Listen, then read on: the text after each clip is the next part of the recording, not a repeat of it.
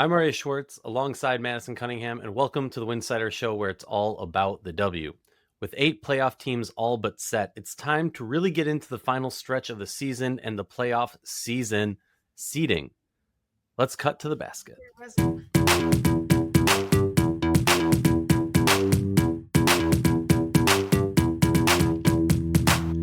Before we get into today's show, just a quick reminder, Winsidr is a fully independent WNBA news site covering everything. It's supported by listeners like you. If you enjoy what we're doing here, you can help keep it going by joining our Patreon at patreon.com/Winsidr. With pricing levels for everyone, you directly show support for the work we put into covering the W year round. We also have a great team producing great written coverage at winsidr.com. That's winsidr.com, plus more content than ever across TikTok, Instagram, Blue Sky, Twitter /X, and YouTube. And finally, if you're in the market for WNBA gear, check the affiliate links in the show notes and on winsidr.com. You rep the league, and Winsidr gets a little support along the way. Welcome back to the show. Excited to be here with Madison. We got lots to discuss. But before we get into today's episode, we have to give some flowers. We got to give some love to a legend who, yes, retired, has been out of the game for a season and change now. I guess we're past a season and a half, basically 2 seasons at this point. Diana Taurasi finally got her jersey retirement. And it really felt like the franchise went all out for her. Makes sense. And maybe this is like the devil in me, that I'm just like, every time that the Mercury go above and beyond with these things, I feel like it is a pitch to other players of, look how we treat our legends, look how we treat them. But so, there was activations around the arena. One of my favorite things ever is shot chart activations, when there's interactive aspects of a player's shot chart, whether it's Paige's or Caitlin's, or the Diana Taurasi one of her whole career was probably the cool, or I saw one for Sue Bird also, some of the coolest graphics, or I don't know, videograph, whatever the hell you call it. Just really cool content being created with that. They had 20 former teammates and other random guests and legends. They had the tribute, they had gifts. And honestly, like, let's be real, she's a legend of the game. She truly changed women's basketball, changed the trajectory of the league. Personally, for me, like, I grew up a Lynx fan. I was not the biggest Diana Taurasi fan. But seeing her, we always had that respect in the Minnesota fan base. But then when I switched over to media, seeing her and the aura around her, it was truly, truly special. I'll never forget my first time like interviewing her post game, and like, you see her be Diana Taurasi on TV or whatever, but she is truly that. She just does her own thing. She has that swag about her. And like, the only thing I can say, and I'm not even saying this in a try and be hip and like use, like modern language or whatever, but like, she truly has an aura about her, that like, you start talking to her and you get that sense of greatness coming off of her and that confidence that she exudes.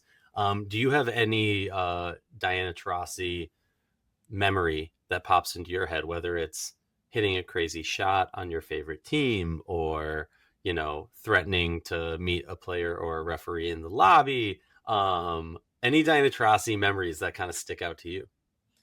Yeah, for me, I'm just thinking about in 2021, one of like, I guess the first Liberty game that I went to after, COVID. I think this is my first time seeing them in Barclays, because like I had seen them when I was younger in MSG like a while ago. But I went for a Mercury game, and it was DT, BG. Like, I was really excited, just like legends of our game. Um, Truly. and it was just so cool to see her so up close. Like, that was far before I even thought about doing any media or anything. Yeah, that was just a really cool moment, just to be able to see her and bask in the presence. And like you said, yeah, there just is that aura around her on and off the court. So that was really cool. It's truly, I'll never forget. Like, I asked her something about, and I like listed her accolades, and this was, I want to say, like probably like 2017 or something, and I list, or maybe 2018, I'm listing like her accolades, and I like made some comment of like, many call you the greatest of all time or something, and like, the way she so quickly caught me and was like, no, that's why I am the greatest. Like, the way, like, just like, she's just cool. Like, Yeah. yeah. All right, cool. So let's talk current because she's retired. She's an old head. Doesn't matter anymore. Let's talk about what's happening now. Mercury not in the playoffs. We got Minnesota, Las Vegas Aces, Golden State Valkyries, Indiana Fever, Atlanta Dream, New York Liberty, Washington Mystics, and Dallas Wings. Those 8 teams seem to be set. At this point, the gap between those teams and anybody else is far too much for any realistic climbing out of that. Granted, multiple teams have not clinched playoffs yet and not been eliminated, but it's pretty much all set. So let's discuss. I mean, we're going to get into a lot of stuff. This is going to be a fun episode for people who are prepping for the playoffs, which I think we finally can do. We'll talk about playoff stocks. We'll talk about, why this team can win and why that team can't. But before we do that, as of today, let me lay out for you what the matchups would be for the first round. Just a reminder, first round, best of 3. Second round, best of 5. Finals, best of 7. So let's run it down. If the playoffs started today, Minnesota with the 1 seed would be taking on Dallas. Golden State would be taking on DC. Las Vegas would be taking on New York. And Indiana would be taking on Atlanta. When you look at that, I'm curious for you, is there a matchup that you think is just that's a sweep? Is there a matchup that you're like, ooh, I could see either team winning? Because I said this before we started recording. I'll tell you, like, there's a couple I'm not going to say specifics. I don't want to, bury the lead, but there's a few matchups that I'm like, that's really nice for this lower seeded team. Oh, that's going to be a really must-see TV matchup. Or, ooh, yeah, I think you're getting swept. What kind of, when you look at this and your mind the wheels start turning, what's in your head? Yeah, first of all, it would be amazing to watch. I think just in general, all these matchups have potential to be like, yeah, must see. I think what I'm thinking about, I think this is almost worst case scenario for the Valkyries. Even though they have beat the Mystics, but that game was really ugly. And I'm just thinking the way that the Valkyries are built is that their bigs are kind of the area that they have struggled the most this season. And obviously, DC is a team powered by their like Shakira Austin, Kiki, and Sonia Citron. So I could see that really shaking some things up. I think the Valkyries obviously are capable of beating DC because they have, but DC was also the team I'm pretty sure that broke the Valkyries 8-game or 9-game win streak. So that would be interesting. Dallas and Minnesota, as of right now, I would say I'm pretty solidly like predicting that Minnesota would probably maybe sweep that. I think they could sweep that for sure. Yeah. I'm on the sweep. If you're Minnesota and you're looking at these 7 teams, and correct me if you disagree with me, I just feel like if there's any team they want to play in the first round, it's Dallas. It's not, you're not going to sleep on them. First of all, let's talk about storylines. Paige going to Minnesota to take on the team she grew up watching, inspired her to play. Minnesota taking on a bunch of former, roster teammate. I don't know what the former players used to be on their team. The storyline there is great. But yeah, I gotta say, like, I think if that's what's happening, we're talking about Minnesota sweeping that one. Yeah, for sure. Yeah, and in Vegas and New York, always interesting, always a classic. I think obviously if you're just looking at record and how they're playing, you would think that this would be a pretty easy matchup for Vegas. But like we said many times, this New York roster is kind of built for like to be the Vegas killer. And they've done that. I think they're 2-1 in the season series. Now, one of those games, the big 3 was out. You can't really count that. But the Commissioner's Cup, or maybe they're 3-0. I don't know. We got 4. We got 4 games. I'm looking this up right now. We got 4 games. August. No, that is wrong because okay, sorry. August, July 30th, June 30th, and June 22nd were the 4 games. Obviously, one of those Commissioner Cup. New York takes game 1, 111-71. Aces take the July. I'm not even going in order. I'm going whatever. Liberty lose 99-104. So that's 1-1. Then Liberty take The June 30th game, 93-85, and Liberty take 87-76 on June 23rd. So Liberty do have the 3-1, including the Com Cup in that.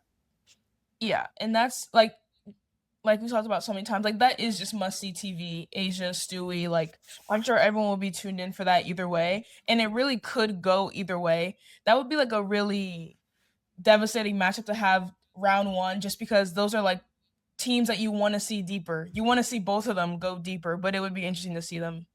And then Indiana, Atlanta, that's obviously, a lot of headlines, a lot of hype around that one. I think that would also be a pretty evenly matched. Like I could really see that one going either way. I definitely think it'll go to all three. I don't see either team necessarily sweeping that. I mean, it really depends because, like we said a lot of times, Atlanta has been pretty inconsistent this year. So if they're playing at their best, I could see this going to three, either one taking it. But it also could very well be a fever like sweep. Yeah, no, I'm with you on that. I'm looking at these and I'm like, look, Minnesota, Dallas, I'm expecting that to just be a sweep. Like that's where I'm at in this season. Dallas has gotten worse and worse and worse, and there is no sign of them righting ship. Golden State versus DC, I think you hit that perfectly. It's intriguing and almost like I would even say like, look, DC, you can want any team. Like if I'm DC, you're playing with house money almost. You feel confident that you can play against anybody. Yes, they lost the season series. Honestly, one of the lowest scoring games from the season, just 49 points, July 6th. They lost 62-49. Valkyries win again 74-69, and then Mystics take the most recent game. The one thing I will say is like I do think DC has gotten better as the season went on. And Golden State, I think, has stayed pretty consistent. I think DC has been a slow growth that has gotten much better as the season goes on because, you have players like Shakira Austin, who has been growing and has gotten so much better over the last handful of years, but just hasn't been healthy enough to play.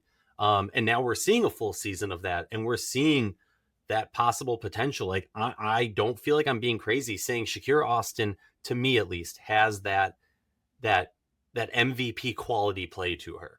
That like physicality mixed with athleticism, mixed with domination and aggression that you don't see often in a lot of players. And I often will throw some shade. Maybe some will take it that way at Golden State for not necessarily having that MVP caliber player, maybe even also Atlanta.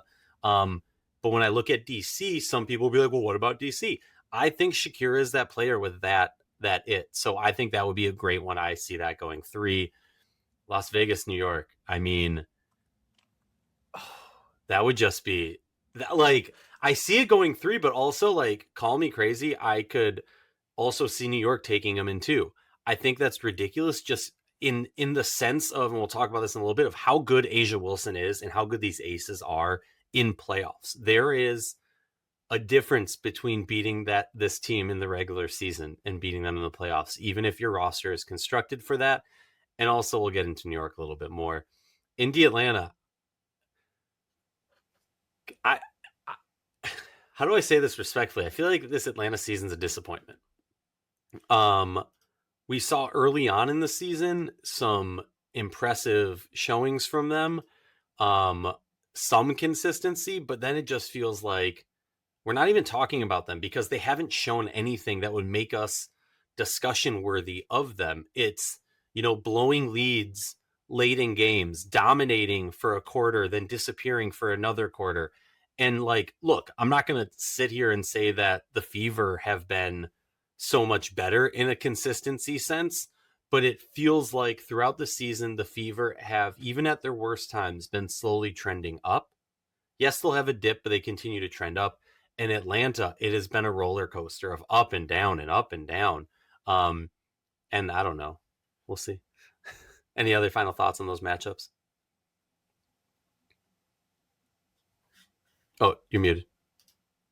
Sorry. I also think Vegas, New York will depend heavily on if Fibich is back by then. Great call. Because she, as has been shown in these past few games, she really anchors that defense. I mean, obviously Stewie, defensive player of the year caliber player. She's a great defender, But as we've seen in the past few games, like Phoebus is also a key part of that defense. So that will, I mean, she really should be back by then. If she's not, then something is terribly wrong. But that will also, I think, depend a lot on that. Yeah, and look, it's kind of crazy because you look at this roster that has so much star power. Now, obviously, Satu stepping away for a little bit is a huge blow to this team. But also like we haven't seen consistency where adding Satu is going to make, I would say, either of us go, oh, now the problems are solved, because you're adding in a player who hasn't had that time to gel in yet and has been in and out and in and out. So it's a little bit harder. But obviously nobody wants any player to be sitting out or hurt.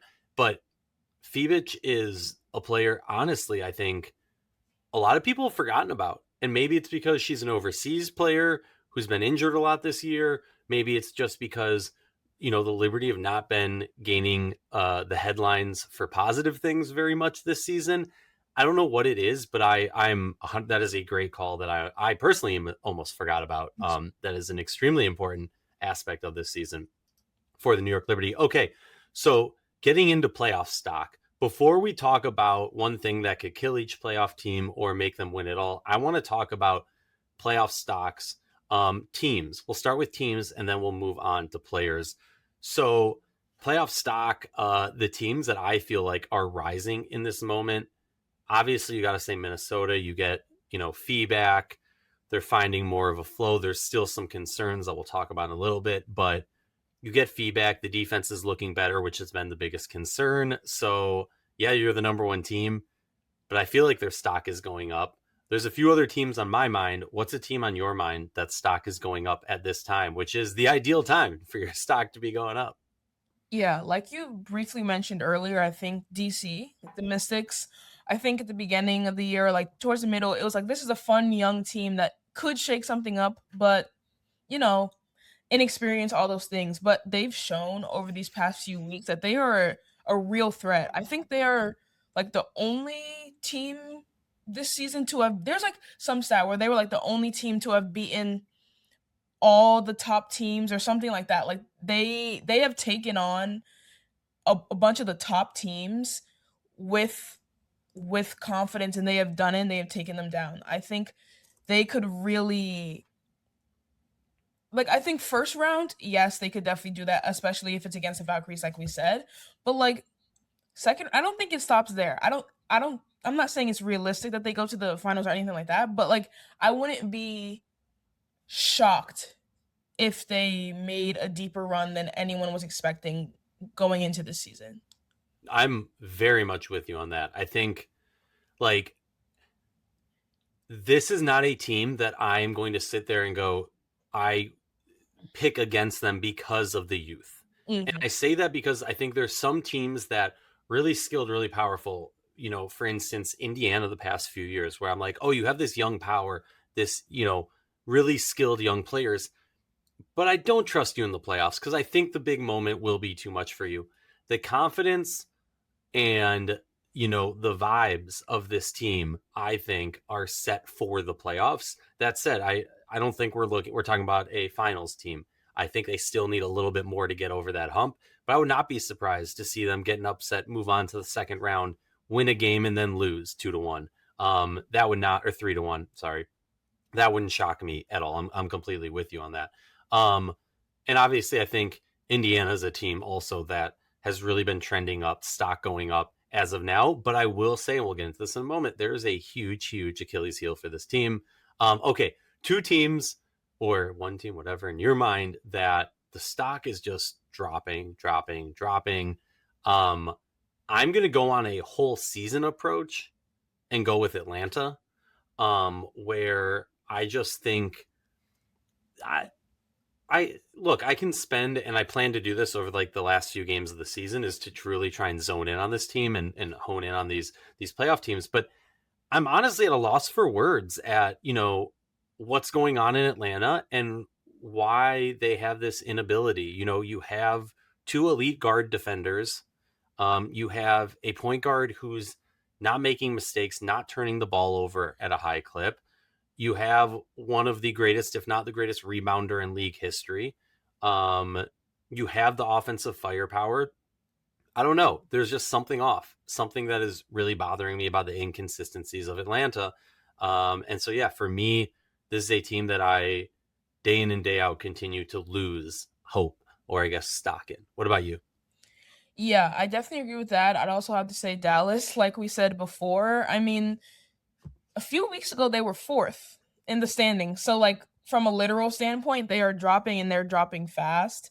And also just like the eye test. It also just it looks worse. Obviously, AZ's out. Jess Shepard has missed some time, but it's just something's not clicking. Obviously, Paige has been in a slump, which is expected. She's a young player still. I'm sure she'll get back to that MVP caliber level of play. She already has been getting better than than she was a week ago.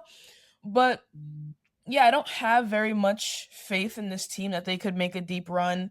Um, yeah, like a few weeks ago, they were being looked at as a potential contender. Now, I don't know if I ever was there, but if I ever was there, I'm definitely not there now. Um, so yeah, I'd say Dallas. Yeah, no, I'm yeah, very much with you on that. Okay, moving on. Players with the stock rising right now, I'm going Nia Coffee. Nia Coffee had a ginormous game against the Las Vegas Aces that blew my mind, if I'm being honest. Mostly in her ability to literally cover everybody on the Las Vegas Aces roster. She was going from Chelsea Gray to Asia. She was going from Jackie to Jewel. She was going from like Nalissa back to Jewel or back to Jackie or back to Chelsea and doing it at an elite level. When the defense was struggling, it felt like, okay, throw her in and do what she can do. And look, she was somebody who started on this team, was a key part of them being the number one team on or in the league throughout the whole season. Fee comes back, gets moved to the bench, and I think it took a couple games. There was some success, some failures. I don't want to say failures, but some ups and downs early in that move, I think. But now she has definitely found her footing and is really finding success of recently. So she's somebody who, for me, I feel like that stock is definitely going up. Anybody on your mind about stock rising? Yeah, on a similar defensive note, I'd have to say Kia Stokes, who I don't think is getting enough attention. And I saw a tweet the other day that she like by numbers is the best, I think, pick and roll defender in the league I this saw year. that too. Yeah, and I mean, Kia Stokes has been like we said, like I said, the Valkyries, their one problem is down low, and Kia Stokes is the only, I guess, hope that the Valkyries could ever beat the Mystics, right? Like no one else on that team is big enough, is really equipped to guard the paint like Kia Stokes is, and she is doing it at an amazing level, and she's doing it so often that yeah, she obviously Gabby Williams, one of the best defenders in the league, but in that way, Kia Stokes is really anchoring that defense in a way that will be like imperative come playoff time. Yeah. Honestly, not enough attention for Kia Stokes, and honestly, not enough talk about just that move this offseason. Stokes leaving Vegas, excuse me. Honestly, such a great move for both sides. Hmm.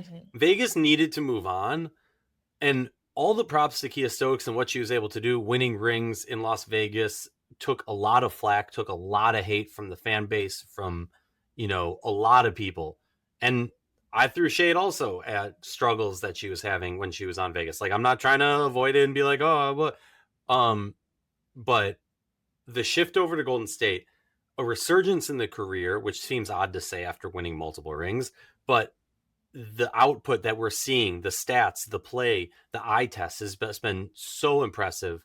We have not talked about it enough. Media hasn't, fan base hasn't. So I love that you're bringing that up. Also, Yeah. sorry, just to clarify, Uh, she's not. It wasn't pick and roll. She is number one in field goal percentage allowed in the paint. Only allowing 40% of shots in the paint, and wow. she's also number two in points allowed as the screener defender in pick and rolls behind Lauren Betts at 0.78 per Wow. possession. Wow. And was that Nikias who dropped that? Yes. Give a shout out. Amazing work. Yeah, that's ridiculous. That's crazy. And then I like, yes, the minutes maybe aren't there. I think she's teetering around like 22, 25 minutes a game. So maybe that will knock her for a defensive player of the year award or all defensive award or something like that. But I think there's a great discussion to be had on that. Also, at some point we're gonna have to in the next couple weeks do the whole yearly award debate and discussion because I really want to have it. I want to there's so much to discuss. All right. Players whose stocks are dropping. I was going into this and I was going to say Enrique. But the player that I'm actually going with is Jewel Lloyd. Because maybe I pick Enrique too much to be, the butt of my jokes on this. But Jewel Lloyd now, great job only starting 3 games this season, moving to the bench, accepting that role, still playing a similar amount of minutes to last year.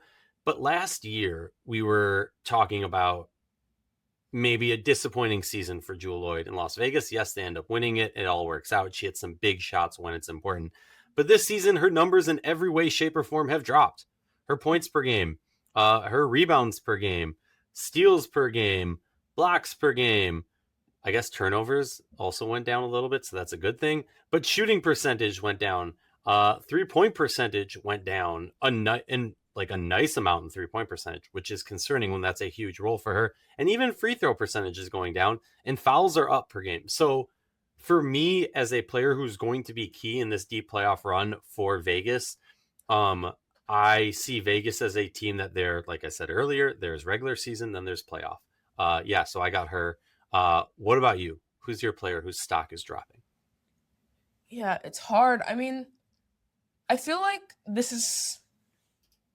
I don't know like a specific player, but I think just in general, like the Atlanta kind of guard combo, just like we talked about with the inconsistency and just like sometimes the ability to put the ball on the floor, put the ball in the hoop when it's needed. I think in general, like obviously, I think Ryan and Alicia have had some great performances recently, and in a season perspective, they are still amazing, still all-star level players. But I think especially playoff stock, like you said, I'm a little less convinced that they can come into the playoffs and take over a series the way that 2 all-star guards should. Mm-hmm. So yeah, I don't know. It's kind of hard, but yeah. No, I'm with you on that. All right. One thing that could kill each playoff team or cause them to win it all. We're running long, so we're not going to go like crazy in depth in all of this. So I'll list it for me. The links, it's defense. That if they don't play good defense, that's gonna crush them. And the reason they're gonna win it all is because they've been the best team all year long. What about you? Yeah, I think I mean I agree for sure. Like you said, the defense, they have had some defensive highs this season, but we've also seen when it struggled. And like you said, they have Olivia Miles, they have Nafisa Collier. I think they should win it all. Moving on. Side note, I hope no one gets mad at me for this. Natasha Howard, calling her Nafisia in like multiple interviews is the funniest thing ever to me for her to like be her teammate and like one of the best players in the world. And then whatever. All right. Las Vegas Aces. I'm going to say the reason they won't win it all is because of other players' reliancy on Asia. And then the reason they will win it all is because the Aces in Asia turn it on to a different game come playoff time. And yeah. Yeah, I agree. The reason they will win it all, Asia Wilson, Jackie Young, Chelsea Gray.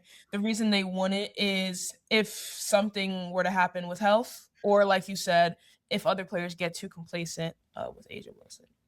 The Golden State Valkyries, I'm going to say the reason they don't win it all is their lack of an MVP caliber player. This has been my thing. But the reason they do win it all is because they don't need MVP caliber player to constantly compete with the best teams because they play their whole roster. They take turns and they have the energy and the 3-point shooting. Yeah, totally agree. one thing that could kill them, lack of offensive production. Also, they've never beaten the Lynx in their franchise history, and it seems like it won't happen this year either. So if they meet them, it's kind of over. And win it all, like best defensive team in the league, best bench in the league. So they're deep. Indiana Fever, I'm going to go with the double combo. The reason they're not going to win at all is because their defense isn't that good. Still, their defense is not that good. Slash, if this team wins a playoff game or loses a playoff game, can you imagine the amount of media attention that is going to flood them? And can this team, like, they've done a pretty good job this season of handling that media attention and still finding ways to win, which I, for one, have been shocked by. But yeah, I think those are one of those two things. Either the actual play on the court of their defense not being good enough to win a championship, or it's going to be the off the court stuff. And the reason they win it is because, let me be real, Kelsey Mitchell is doing insane things. And when you pair that with what Aaliyah Boston has the potential and ability to do, and with Caitlin Clark and what she has the potential and ability to do, and also the depths of having Timpson, of having actual, enforcers and size down low now, I think that would be the reason. What about you? Yeah, I agree. I also think injuries could play a big role in if, like, in killing their season. AB and CC have struggled on that front this season, so we'll see how that goes. And like you said, win it all. These past few weeks they've shown they can go up against anyone and take them down. Beat the Aces twice in a row. Beat the Liberty. Like, they definitely have the tools to beat anyone. So, But can they do it? All right, moving on. The Atlanta Dream. I mean, we just listed a whole bunch of things. I guess like you could umbrella it into consistency. And the reason they win it all is because like all the things we listed, you have Ryan Howard, you have like Alicia Gray, Angel Reese on the rebounds. They have all the tools. They just it almost, for a really bad simile or metaphor, I guess metaphor. It's like they have the puzzle pieces, but they can't figure out how to put them together. yeah, I no point in repeating. I agree. Yeah. New York Liberty. I'm going to say the reason they don't win it all is coaching. I'm just going to go there and say that because the reason they could win it all is that roster. Yeah, reason they win it all, Stewie, JJ, Sabrina, and like you said, reason they win it, like lineups, coaching decisions, and also defense. Oh, defense. Yeah, great call. Mystics, they will not win it all because they just need more experience. They need to lose in the playoffs. And they will win it all because they don't have the experience and they have the talent. What about you? Yeah, they will win it all because they have gone toe to toe with the best and beaten them multiple times. And like you said, Shakira Austin has been playing great. And the reason they won't is, yeah, they're young, they don't have much playoff experience, and there are better teams, I guess. Dallas Wings, they're not going to win it all because of Enrique. No, I'm joking. But like, there's a little bit of truth to that. No, they're not going to win it all because they're just not a consistent team. And it feels almost like they play at their best when their hand is forced. Like they're forced to play with this lineup or they're forced to play with that lineup, not when they have their full roster and they're able to do whatever they want. That doesn't feel like when they're playing their best ball. But they will win because Paige arguably is the most clutch fourth quarter player in the league right now. And that's what you need come playoff time. What about you? Yeah, definitely agree with why they will win. Paige Beckers, pretty simply put. She can if she takes over, like, who knows where the ceiling is. And the reason they won it, yeah, consistency, just this current drop off, it doesn't seem like the vibes are very good either. So yeah. I'm with you. Final little thing that I want to point out before we close off for this episode is, you know me, I love looking at strength of schedule, remaining strength. Blah, that was a tongue twister. Remaining strength. I can't say it. You know what I mean. Minnesota Lynx and New York Liberty are the 1 and 2 team, with both teams having 8 games left. Considered Minnesota has 1 against an easy opponent, while New York has 3 against easy opponents. So obviously a little bit of difference there. But then the crazy thing to me is the next playoff team that's like on the list is Indiana at 8th. And then Atlanta, Golden State, Washington, Dallas, and Vegas rounded out from 11 to 15th. So quite interesting for me, just in the sense of seeding for Minnesota. If Minnesota, playing much harder schedule with 8 left, can hold on to that number 1 seed, and also what that means for New York, who has a really tough remaining schedule. Just some things to think about. To close out this episode, I want to thank everyone for listening and supporting independent WNBA coverage. Winsidr and other outlets have been doing this for a very long time, and it only works because of this community. So support other independent WNBA news outlets because they're doing the hard work. They're covering it, and it's not just clickbait. They care about the league. So care about them. Appreciate you, and see you next week.